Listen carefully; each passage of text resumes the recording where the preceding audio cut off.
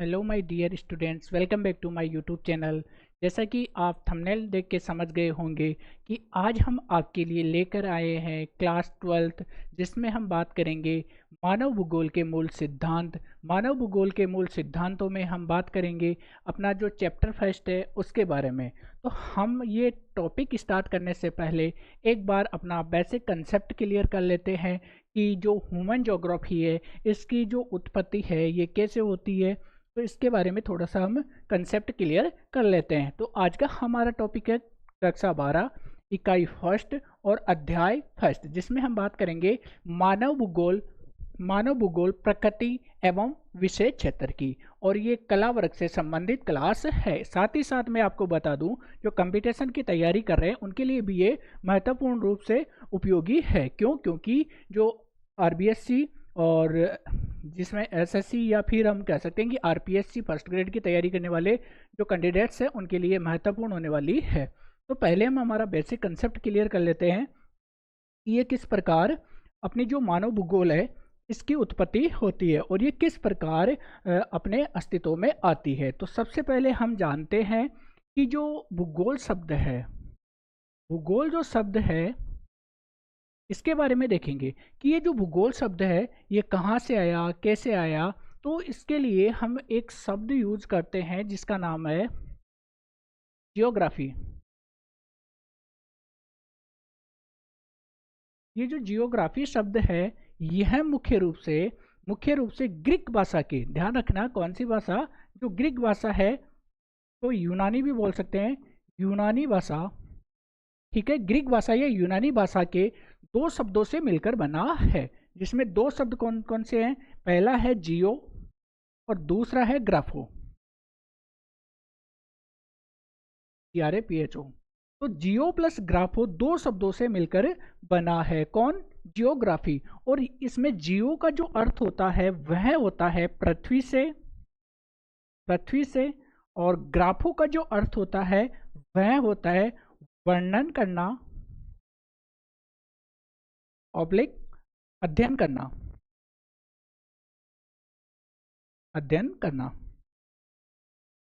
तो कुल मिलाकर हम यूं कह सकते हैं कि जियोग्राफी शब्द का जो अर्थ है वह होता है पृथ्वी का अध्ययन करना अथवा वर्णन करना। संक्षेप में हम ये कह सकते हैं। इसके अलावा हम बात करें कि ये जो भूगोल है इसका इतिहास क्या है, तो थोड़ा सा हम इसको आगे देखते हैं। देखिए आगे, यानी कि जो अपना भूगोल है यह मुख्य रूप से पहले एक ही सब्जेक्ट के रूप में पढ़ा जाता था, और वह था भौतिक भूगोल अथवा फिजिकल ज्योग्राफी। ये जो भौतिक भूगोल है यह सर्वप्रथम एक विषय के रूप में प्राचीन काल में जो भूगोल है इसको सिर्फ और सिर्फ भौतिक तथ्यों का अध्ययन मात्र माना जाता था। भौतिक तथ्यों का अध्ययन ही इसमें शामिल किया जाता था। तो इसमें हम देखें भौतिक भूगोल, या यूँ कह सकते हैं कि अपना जो भूगोल है यह दो विषयों में या दो शाखाओं में विभक्त था। पहला था भौतिक भूगोल और दूसरा जो इसका विकास हुआ वो है मानव भूगोल। अब ये मानव भूगोल क्यों आया ये भी हम समझेंगे। पहले ये देख लेते हैं कि जो भौतिक भूगोल है इसमें किसका अध्ययन किया जाता है। तो भौतिक भूगोल में भौतिक तथ्यों का अध्ययन किया जाता है। ध्यान रखना, भौतिक तत्वों अथवा तथ्यों का अध्ययन। और ये भौतिक तथ्य क्या क्या होते हैं इसकी बात करें हम, तो भौतिक तथ्यों में हम देख सकते हैं कि जो अपनी पृथ्वी है तो इसमें पृथ्वी, इसके अलावा महाद्वीप, महासागर,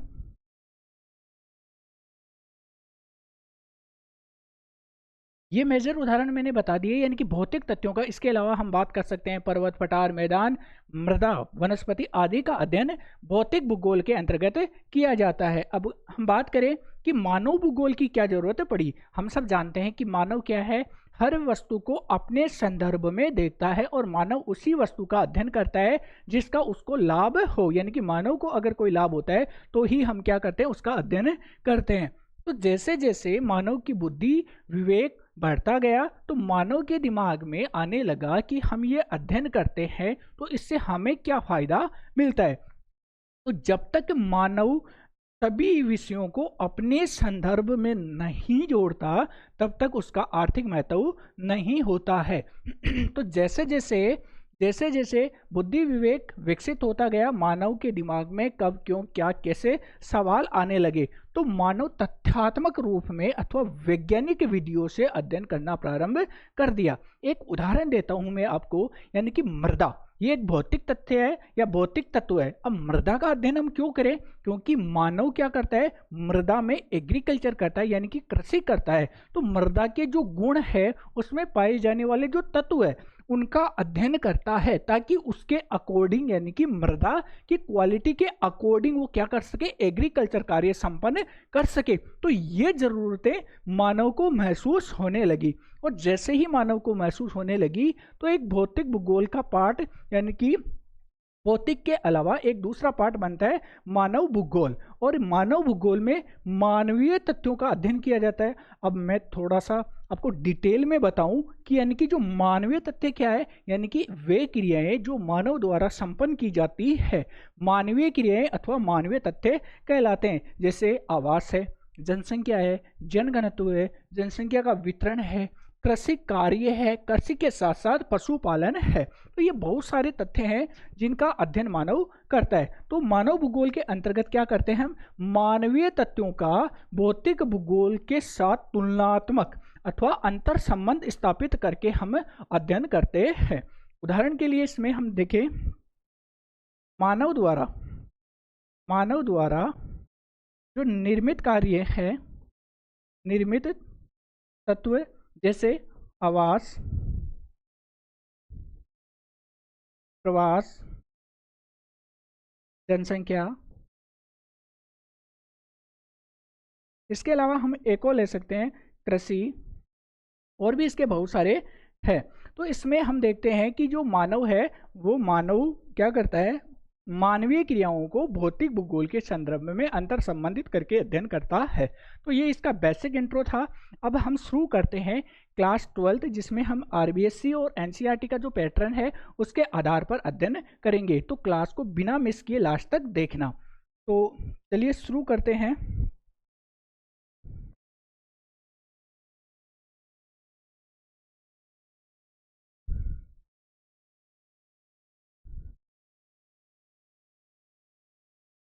अब हम देखते हैं अपना जो मेन सब्जेक्ट है कि ये जो ह्यूमन ज्योग्राफी है ये किस प्रकार डेवलप होती है, और इसके अलावा हम इसमें मानव भूगोल के जो अर्थ परिभाषा वो है, इन सभी का अध्ययन विस्तार से करेंगे।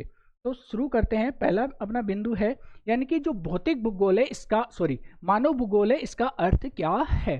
तो मानव भूगोल का अर्थ मैं आपको सीधा सीधा बता देता हूं कि वह विज्ञान जिसमें मानवीय तथ्यों का वैज्ञानिक विधियों के साथ अध्ययन किया जाता है, मानव भूगोल कहलाती है।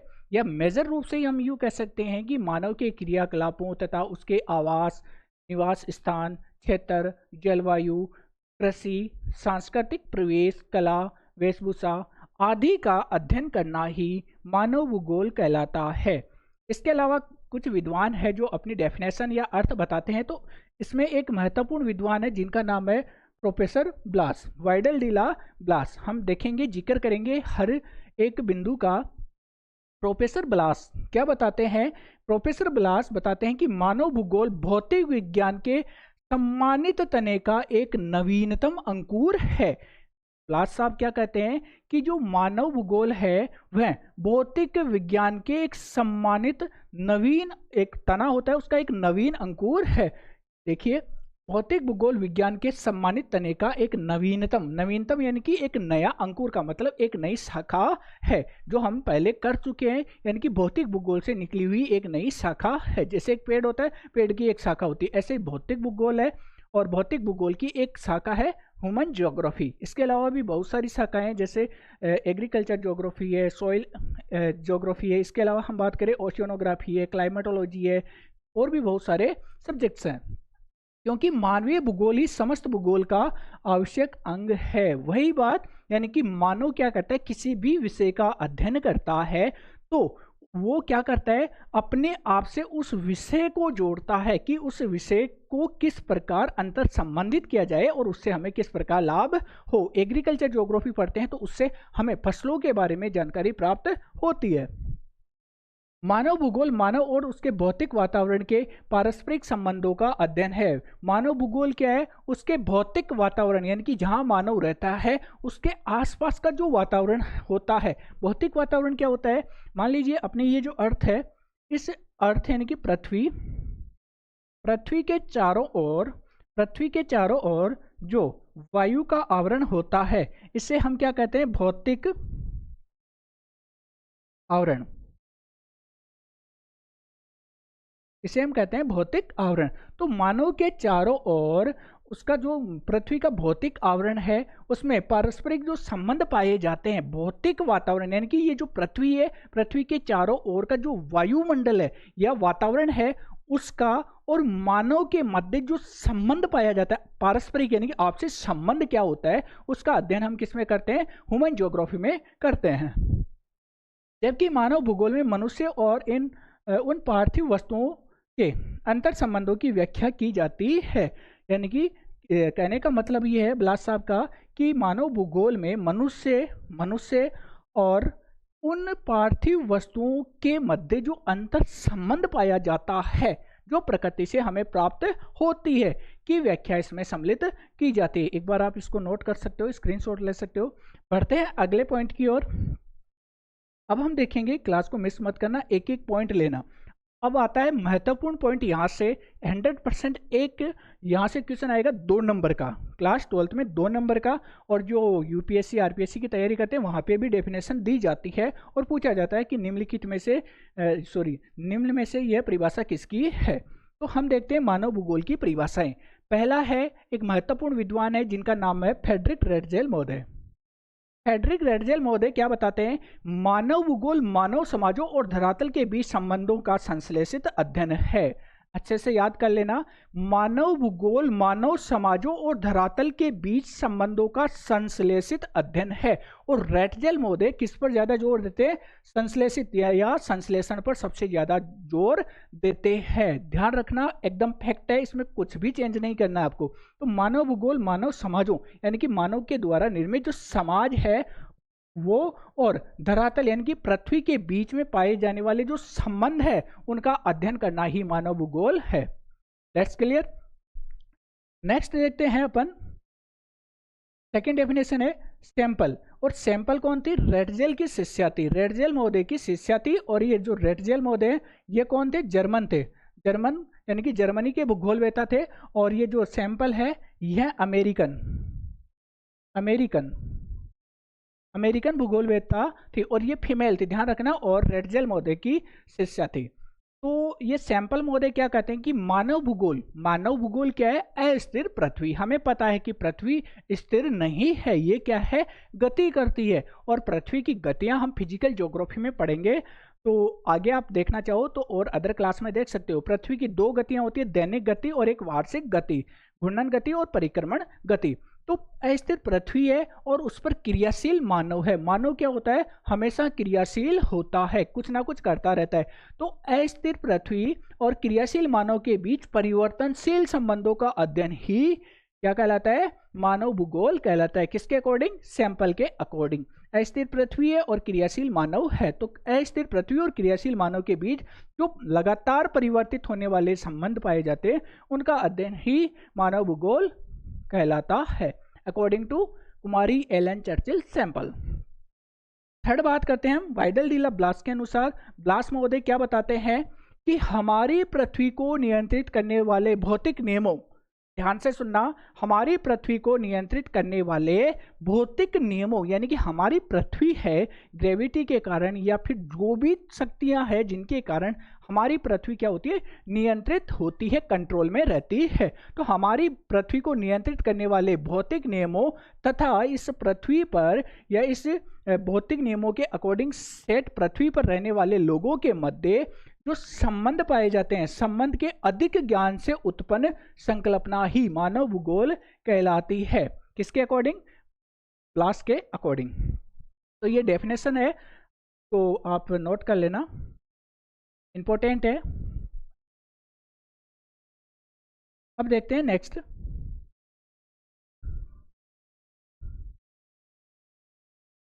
मानव भूगोल। अब इसमें डेफिनेशन के बाद में आपके जो सिलेबस में मेंशन किया गया है वो देखते हैं। अब रामायण जो एक्स्ट्रा लिखी हुई है उस पर मत जाना आप, जो मेन चीज़ है वही मैं आपको बता रहा हूँ, ठीक है।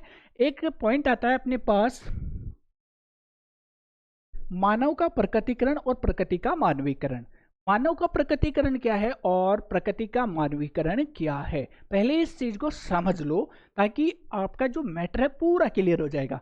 मानव का प्रकटीकरण यानी कि इससे स्पष्ट होता है कि मानव क्या होता है, प्रकृति के अधीन होता है, मानव प्रकृति के इशारों पर चलता है। क्लियर, मानव प्रकृति के इशारों पर चलता है, अर्थात यहाँ पर प्रकृति को प्रबल बताया गया है और मानव को कमजोर बताया गया है। प्रकृति के आदेशों के आधार पर ही मानव क्रियाशील होता है या कार्य करता है। नेक्स्ट है इसमें, और प्रकृति का मानवीकरण यानी कि इसमें फिर इसका उल्टा हो जाता है। मानव क्या हो जाता है, कुछ सोच विचार करने लग जाता है और खोज कार्य करने लग जाता है, और मानव उसको संभव बना देता है कि हम प्रकृति के खिलाफ जाकर भी कुछ कार्य कर सकते हैं। प्रकृति मानव के अधीन होने लग जाती है और मानव क्या हो जाता है, प्रकृति की तुलना में ज्यादा प्रबल हो जाता है या अधिक शक्तिशाली हो जाता है। ठीक है, नेक्स्ट हम देखते हैं, मानव अपने ज्ञान और विवेक से प्रौद्योगिकी की सहायता से भौतिक पर्यावरण में अन्योन्य क्रिया करता है। जैसे मानव क्या करता है, अपनी बुद्धि से और चंचलता से वो हमेशा कुछ ना कुछ नया करता रहता है और तकनीकी का विकास करता है, और तकनीकी के विकास के कारण वो नवीनतम खोजों की या फिर नवीनतम जो वस्तुएं हैं, मशीनें, उनका आविष्कार करता है। और आपको पता है कि कोई भी समाज होता है, कोई भी समाज है, कोई भी देश है, प्रदेश है, उसका जो विकास है वह किस पर निर्भर करता है, उस देश की तकनीकी ज्ञान प्रौद्योगिकी पर निर्भर करता है कि उस देश में तकनीकी कैसी है। ठीक है, प्रौद्योगिकी किसी समाज के सामाजिक अथवा सांस्कृतिक विकास के स्तर का सूचक होती है। किसी देश में अगर तकनीकी अच्छी है, अधिक है, तो हम क्या बोलते हैं कि ये राष्ट्र संपन्न है, विकसित है। मानव क्या करता है, तकनीकी के ज्ञान से प्रकृति के नियमों को समझता है, प्रकृति के नियमों को समझता है या नियमों को पढ़ता है। फिर मानव क्या करता है, प्रकृति के नियमों की समझ लेता है। ठीक है, अभी एक उदाहरण बताऊंगा। और फिर क्या करता है, तकनीक का विकास करता है, प्रौद्योगिकी का विकास करता है। जैसे अभी कुछ सालों पहले एक वायरस बहुत ज़्यादा फेमस हुआ था, जैसे जिसे हम बोलते हैं कोरोना वायरस। ठीक है, कोरोना वायरस, तो उसको मानव ने यानी कि जो वैज्ञानिक थे उन्होंने समझा, उस पर अध्ययन किया और उसके इलाज के लिए जो वैक्सीन तैयार किया वो किसकी सहायता से, तकनीक की सहायता से। ऐसे ही पोलियो था, पोलियो के बारे में जानकारी प्राप्त की, फिर उसके खिलाफ लड़ने के लिए जो हम टीका बोलते हैं, वैक्सीन बोलते हैं, उसका निर्माण किया। यानी कि तकनीकी ज्ञान की सहायता से टीके का विकास किया या वैक्सीन का विकास किया। तो प्रकृति में यानी कि ये वायरस कहाँ से आया, कैसे आया, इसके लक्षण क्या क्या है, इसको नियंत्रित कैसे किया जा सकता है, प्रकृति के नियमों की समझ यानी कि इसको नियंत्रित कैसे किया जा सकता है, और प्रौद्योगिकी की सहायता से क्या करना, इसका इलाज करना। जैसे बीमारियों पर नियंत्रण करना, तेज गति से चलने वाले वाहनों का विकास करना।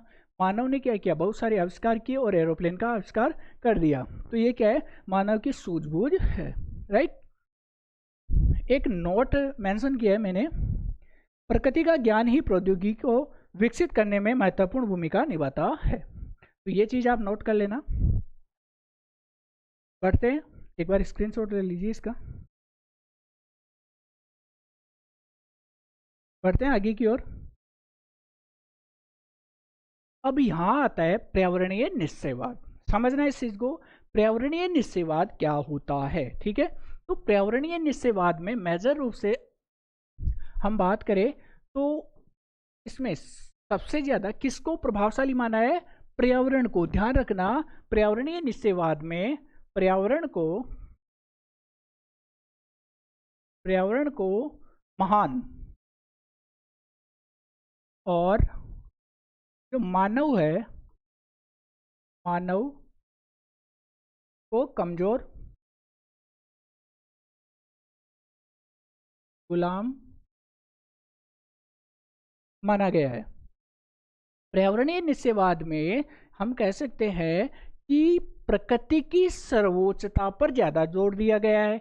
यानी कि जैसे प्रकृति आदेश करेगी, मानव प्रकृति के आदेशों की क्या करेगा, क्या करेगा, बताओ क्या करेगा, पूर्ति करेगा, या फिर और क्या करेगा, यानी कि जो भी आदेश मिलते हैं उनकी पालना करेगा। तो पर्यावरण को महान और मानव को प्रकृति का दास माना गया है पर्यावरणीय निश्चयवाद में। और पर्यावरणीय निश्चयवाद की अगर अपन बात करें तो मेजर रूप से एक महत्वपूर्ण विद्वान है जिनका नाम हम ले तो वो है, हम बात करें रेटजेल महोदय, पर्यावरणीय निश्चयवाद के कट्टर समर्थक थे। ठीक है, रेटजेल महोदय। तो इसमें आप मेंशन कर सकते हो पर्यावरणीय निश्चयवाद का समर्थन करने वाले जो विद्वान है वो थे रेटजेल। ठीक है, तो ज्यादा आपको याद नहीं रखना है। यानी कि पर्यावरणीय निश्चयवाद में प्रकृति की सर्वोच्चता को महत्व दिया गया है और मानव को प्रकृति के अधीन माना गया है अथवा गुलाम माना गया है। आपने देखा होगा प्राचीन काल में क्या माना जाता था कि प्रकृति क्या होती है, अपना प्रकोप दिखाती है। आपने देखा होगा कि आसमान में बिजली चमकती है, तेज वर्षा होती है, तो मानव क्या करता था, प्रकृति की पूजा करता था कि मानव से कोई गलती हो गई इसलिए प्रकृति अपना क्या कर रही है, रौद्र रूप दिखा रही है। लेकिन ऐसा नहीं है। कब नहीं है, जब इसका उदय होता है। संभववाद शब्द हम बात करें तो संभववाद जो शब्द है यह यूज किया था एक विद्वान थे फेब्रे। फेब्रे, ठीक है, फेब्रे ने सर्वप्रथम शब्द का यूज किया था, सर्वप्रथम संभववाद शब्द का उपयोग, संभववाद शब्द का उपयोग किसने किया था, फेब्रे ने किया था। अभी इस संभववाद में क्या किया जाता है, बिल्कुल उल्टा हो जाता है, पर्यावरणीय निश्चयवाद का उल्टा हो जाता है। मानव क्या करता है, तकनीकी का विकास करता है और तकनीकी के विकास के कारण क्या करता है, जो असंभव कार्य थे उन असंभव कार्यों को संभव बनाता है। कैसे बनाता है, जैसे असंभव कार्यों को संभव,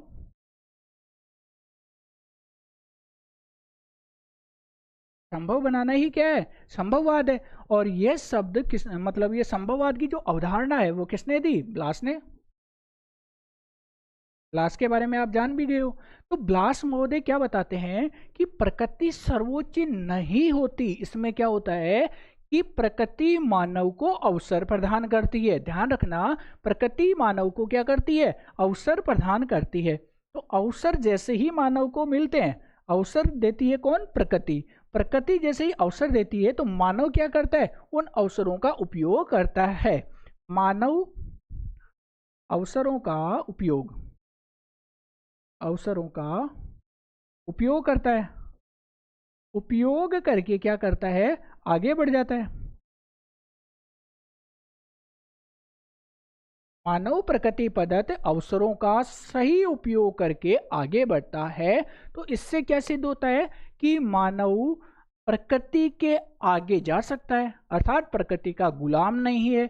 या यूँ कह सकते हैं, एक उदाहरण ले सकते हैं हम कि जैसे बारिश होती है, तो बारिश होती है तो हम क्या हो जाते हैं, रुक जाते हैं, राइट। हम रुक जाते हैं और जैसे ही बारिश रुकती है, जैसे ही बारिश रुकती है और हम क्या करते हैं, आगे बढ़ जाते हैं, निकल जाते हैं, अपना काम कर लेते हैं। तो प्रकृति ने क्या किया, हमें अवसर दिया। पहले अपना प्रकोप दिखाया, बारिश हो रही है, फिर हमें अवसर दिया, बारिश रुक गई, और फिर उस अवसर का उपयोग किसने किया, मानव ने, यानी कि हमने उपयोग किया और हम आगे निकल गए। यानी कि कुल मिलाकर हम यूं कह सकते हैं कि मानव प्रकृति का दास नहीं है, या प्रकृति पर विजय प्राप्त कर सकता है। दूर दराज के क्षेत्रों में जाने के लिए, पहले पर्वतीय क्षेत्रों में जाने के लिए रास्ते नहीं थे, मार्ग नहीं थे, दुर्गम थे और यातायात के साधन नहीं थे, तो ऐसा लगता था कि हम प्रकृति को जीत नहीं सकते। लेकिन आज हम देखते हैं कि अत्याधुनिक जो वायुयान है उनके द्वारा हम कुछ ही पलों में उन क्षेत्रों को पार कर लेते हैं। अर्थात मानव ने क्या किया, तकनीकी का उपयोग करके प्राकृतिक जो बाधाएं थी उन पर विजय प्राप्त कर ली, राइट। फिर आता है एक नव निश्चयवाद। नव निश्चयवाद क्या है, यानी कि जो पर्यावरणीय निश्चयवाद है, समझना इसको, अपना ये जो पर्यावरणीय जो निश्चयवाद है,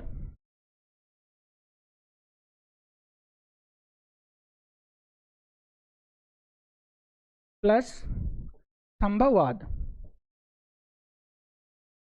ध्यान से सुनना, पर्यावरणीय निश्चयवाद प्लस संभववाद का संयुक्त रूप क्या कहलाता है? नवनिश्चयवाद कहलाता है। और नवनिश्चयवाद में क्या कहा गया है कि जो प्रकृति है ना तो ये श्रेष्ठ है और ना ही मानव श्रेष्ठ है। ध्यान रखना। तो फिर श्रेष्ठ कौन है, गुलाम कौन है? ना ही प्रकृति श्रेष्ठ है, ना ही मानव श्रेष्ठ है। ना ही प्रकृति गुलाम है, ना ही मानव गुलाम है। तो फिर श्रेष्ठ कौन है और गुलाम कौन है? तो इसमें इस समस्या का समाधान निकालने के लिए एक महान विद्वान है जिनका नाम है ग्रिफिथ टेलर। तो टेलर महोदय क्या बताते हैं कि प्रकृति क्या करती है, प्रकृति और मानव दोनों एक दूसरे के अपोजिट नहीं है, बल्कि दोनों क्या है, एक संयुक्त है। दोनों आपस में आपसी सहयोग के आधार पर आगे बढ़ते हैं। मानव क्या करता है, प्रकृति के साथ समायोजन बनाता है और प्रकृति मानव के साथ समायोजन करती है। इसके उदाहरण भी बहुत सारे हैं और ग्रिफिथ टेलर महोदय ने एक अच्छा उदाहरण दिया था, यानी कि जो ट्रैफिक लाइट होती है, ट्रैफिक लाइट या जो सिग्नल वाली लाइट होती है, उसका उदाहरण दिया था। उसमें हम देखते हैं, यहाँ देखना आप, यानी कि एक जो ट्रैफिक सिग्नल होता है, आपने देखा होगा रोड पे जो साधन जाते हैं तो यहाँ पे सिग्नल लगे हुए होते हैं। तो इनमें अलग अलग 3 सिग्नल लाइट होती है। तो इन 3 सिग्नल लाइट का मतलब क्या होता है कि जब लाल बत्ती होती है यानी कि लाल खतरा है, तो प्रकृति यानी कि ये लाइट क्या बोलती है हमें कि रुक जाओ, ठीक है, रुक जाओ। और फिर यहाँ पर जब ये लाल क्रॉस हो जाती है, बंद हो जाती है, तो यहाँ पे हरा सिग्नल आता है और हम क्या करते हैं, आगे बढ़ जाते हैं। अर्थात रुको और जाओ की अवधारणा के नाम से भी इसको जाना जाता है, ठीक है। तो इसका दूसरा नाम क्या है, रुको और जाओ, हाँ जाओ, आगे जाओ। तो ऐसे ही प्रकृति क्या करती है, प्रकृति क्या करती है, जब अपना रौद्र रूप दिखाती है तो मानव रुक जाता है और फिर जैसे ही प्रकृति शांत होती है और मानव क्या करता है, अपना कार्य संपन्न कर लेता है। आगे देखते हैं, इसको एक बार नोट कर लेना।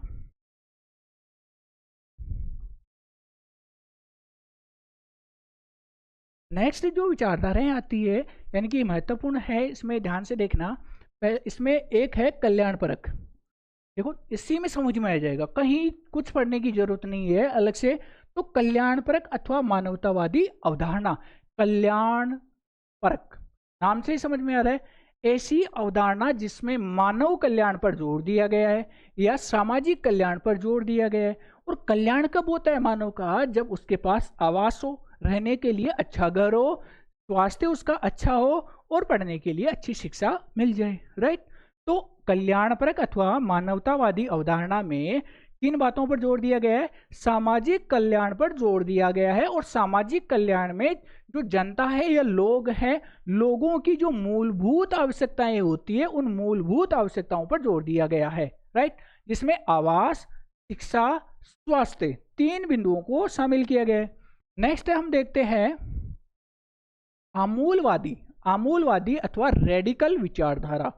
अब ये रेडिकल विचारधारा क्या है, इसमें निर्धनता के कारणों पर जोर दिया गया है। निर्धनता के कारण, बंधन और सामाजिक असमानता, यानी कि समाज में कुछ लोग अमीर हैं और बहुत सारे लोग गरीब हैं। तो इसमें ये मतलब ये जो असमानता पाई जाती है, ये असमानता क्यों पाई जाती है, यानी कि इसमें निर्धनता के जो कारण है उन पर जोर दिया गया है। और एक विद्वान है कार्ल मार्क्स का जो सिद्धांत था, उस सिद्धांत का इसमें उपयोग किया गया है। अब कार्ल मार्क्स का सिद्धांत बहुत बड़ा है, आपके सिलेबस में नहीं दिया गया है। तो कार्ल मार्क्स के सिद्धांत में यानी कि एक छोटा सा मैं आपको बता देता हूँ कि विशेष रूप से ये बात जो निकल के आती है, जो सार रूप आता है, उसमें ये बात निकल के आती है कि जो अमीर है वो और अमीर होते जाते हैं और जो गरीब हैं वो और गरीब होते जाते हैं। और ये है सामाजिक असमानता का कारण, या समाज में गरीबी है उसके लिए जो कारण है, बंधन है और सामाजिक असमानता है, उन पर विशेष रूप से जोर दिया गया है, राइट।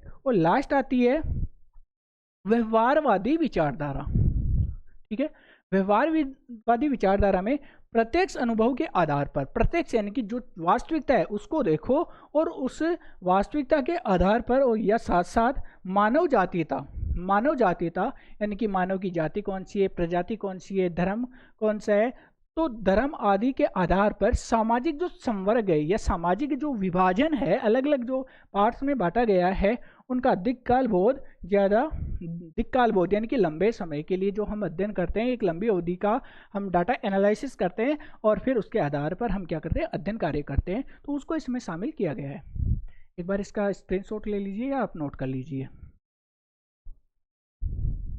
बढ़ते हैं आगे की ओर। अब देखिए, एक संभववाद जो शब्द हमने यूज किया था पॉसिबिलिज्म, उस पॉसिबिलिज्म में यानी कि संभववाद का समर्थन करने वाले जो प्रमुख विद्वान है उनमें आप देख सकते हो ब्लास है, फेब्रे है, बुंज है, डिमांजिया है, ब्लेचार्ड है। ब्लेचार्ड ये तो कौन से थे, फ्रांस के विद्वान थे। ब्लास, फेब्रे, ब्रोन्स, डिमांजिया, ब्लेचार्ड आदि फ्रांसीसी विद्वान है जिन्होंने किसका समर्थन किया, संभववाद का समर्थन किया। अब फ्रांस के अलावा अन्य देशों के विद्वान भी है जो संभववाद का क्या करते हैं, समर्थन करते हैं। तो उनमें ईसा बोमेन, महत्वपूर्ण नाम है ईसा बोमेन, कार्ल श्रावर, ये कहाँ के थे, अमेरिका के थे, अमेरिकी भूगोलवेता थे, राइट। और कभी कभार कंपटीशन में पूछ लिया जाता है कि जो ब्लास महोदय है, ठीक है, ब्लास महोदय ये कहाँ पर कार्यरत थे या कहाँ अपनी सेवाएं देते थे, तो ये एक अपना पेरिस विश्वविद्यालय है, उस पेरिस विश्वविद्यालय में ये प्रोफेसर पोस्ट पर कार्य थे। और इनकी एक महत्वपूर्ण बुक है जिसका नाम है ज्योग्राफिक यूनिवर्सल। और भी बहुत सारी किताबें हैं जो पीजी की या फिर यूजी के जो सिलेबस में है उनमें चर्चा करेंगे। 12th के लिए इतना ही। और संभववाद शब्द का सर्वप्रथम प्रयोग किसने किया था, फेब्रे नामक विद्वान ने किया था। पॉसिबिलिज्म शब्द का सर्वप्रथम प्रयोग किसने किया, फेब्रे ने। और संभववाद की अवधारणा किसने दी, प्रोफेसर वाइडल डी ला ब्लास ने दी। क्लियर। बढ़ते हैं आगे की ओर।